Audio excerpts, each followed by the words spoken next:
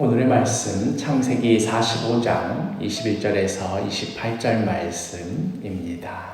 이스라엘의 아들들이 그대로 할세 요셉이 바로의 명령대로 그들에게 수레를 주고 길 양식을 주며 또 그들에게 다 각기 옷 한 벌씩을 주되 베냐민에게는 은 300과 옷 5벌을 주고 그가 또 이와 같이 그 아버지에게 보내되 수나귀 10필에 애굽의 아름다운 물품을 실리고 암나귀 10필에는 아버지에게 길에서 드릴 곡식과 떡과 양식을 실리고 이에 형들을 돌려보내며 그들에게 이르되 당신들은 길에서 다투지 말라.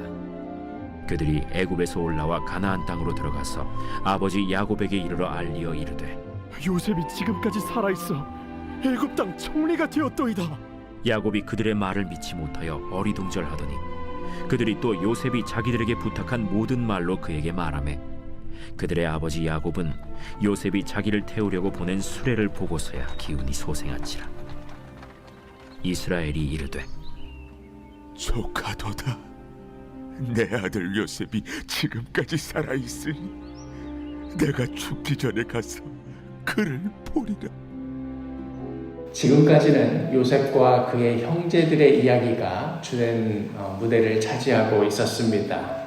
이제는 그 무대의 뒤편에서 어찌 보면 마냥 방치되다시피 했던 야곱의 이야기에 귀를 기울여야 할 때입니다. 그 전까지는 야곱의 인생, 장자의 복을 얻어내기 위해 또 라헬을 얻기 위해 또 외삼촌 라반으로부터 독립하기 위해 주도적으로 계획하고 애를 쓰고 발버둥을 쳤던 그 주인공은 야곱이었습니다. 그러나 창세기 37장 이후로 야곱이 주도적으로 했던 일은 요셉을 심부름 보냈던 그 일이 전부입니다. 그 후로는 야곱의 의지와 상관없이 모든 일들이 정신없이 진행되어 가는데 요셉이 죽을 뻔하다가 노예로 팔려가게 된 그 일도 야곱은 끝까지 모르는 상황이었고 그저 자식이 짐승에게 물려 죽은 줄로만 아는 그런 상황이었습니다. 자식들이 들고 온 그 피가 묻은 채색 옷을 부여잡고 슬피 울 수밖에 없었던 그런 야곱이었습니다. 그 후에 유다의 집안에 망신스러운 일이 벌어지도록 야곱이 이에 대해서 뭐라고 한마디 했다 하는 그런 것이 없습니다. 흉년으로 인하여서 온 식구가 죽게 되었을 때에도 야곱이 뭔가를 주도했다기보다는 자식들을 타박해서 애굽에 내려가 음식을 사오도록 한 그 일뿐입니다. 그런데 그 과정에서 베냐민을 내놓아야 된다 할 때는 마냥 이기적인 어린아이와 같이 이 아이만큼은 안 된다고, 그러면 나는 더 이상 견딜 수 없을 거라고 떼쓰는 정도 그런 모습까지 보였습니다. 그렇게 계속 야곱은 어떻게 해서든 손해주려고 안간 힘을 다하지만 자신의 의지와 상관없이 자신의 의사와 상관없이 계속해서 그 손에서 놓게 되는 그런 삶을 살게 됩니다. 사실 이 모든 인생의 전체적인 맥락 속에는 야곱은 하나님의 복을 받은 자, 아브라함 또 이삭의 복을 이어가는 그러한 자로서의 정체성으로 살아가고 있는데 그에 비해 현재 야곱의 인생 가운데 벌어지고 있는 일은 이게 지금 이런 식의 삶 다 잃어버리고 다 놓쳐버리고 자식들은 지금 이렇게 엉망으로 살고 있고 이게 다 무슨 하나님의 복이냐, 이런 게 하나님의 복인 줄 알았더라면 내가 뭘 그런 걸 얻으려고 그렇게 애를 썼던가. 복은커녕 계속해서 잃어가기만 하는 인생, 계속해서 눈물과 슬픔만 가득한 인생이지 않은가 하는 생각이 들 정도입니다. 훗날 야곱이 애굽 왕 바로 앞에 섰을 때에도 바로가 연세가 어떻게 되시느냐 하는 그 물음에 그때 야곱이 했던 그 대답 가운데 그 인생이 어떠했나, 스스로의 인생을 뭐라고 생각하는가 하는 것들이 담겨져 있습니다. 창세기 47장 9절에 야곱이 바로에게 아뢰되 내 나그네 길의 세월이 130년이니이다. 내 나이가 얼마 못 되니 우리 조상의 나그네 길의 연조에 미치지 못하나 험악한 세월을 보내었나이다. 험악한 세월이었다. 이게 야곱이 했던 자신의 인생에 대한 자평입니다.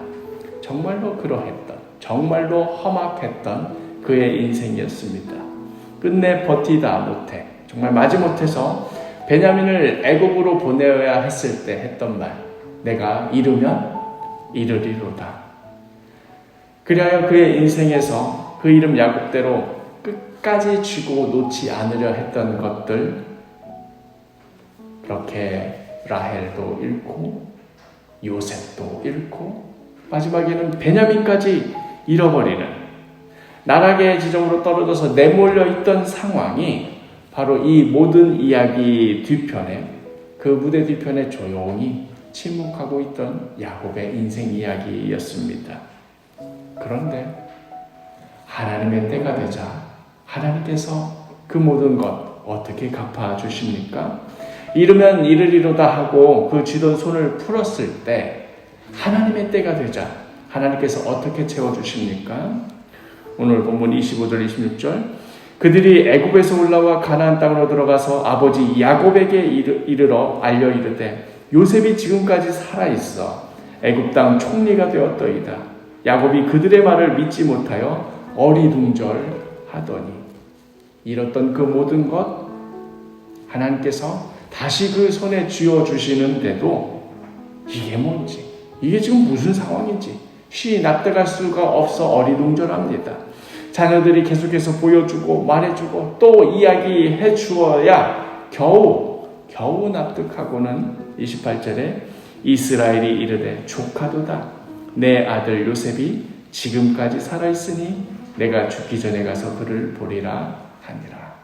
처음에 이 아버지를 향해서 표현하는 것이 야곱, 그들의 아버지 야곱이라고 표현했지요. 쥐려 했던 자. 그러나 이제 모든 것을 이해하고 모든 것을 받아들이고 모든 것에 대해 감사할 때는 다시 이스라엘이 이르되 하면서 그 이름을 이스라엘이라 부릅니다. 쥐었던 모든 것을 펴고 하나님께 내어 맡겨 드렸더니 하나님의 때에 그 모든 것을 다 채워주시고도 넘침이 있었습니다. 요셉이 총리가 된 것, 요셉이 보내온 애굽의 그 모든 화려한 것들 아무래도 상관없습니다. 조카도다. 내 아들 요셉이 지금까지 살아있으니 조카도다. 하나님의 때에 그 모든 것으로 야곱, 이스라엘의 삶 가운데 가득 채워주셨던 것입니다. 하나님께서 내어드린 그 인생, 하나님께서 끝까지 책임지십니다.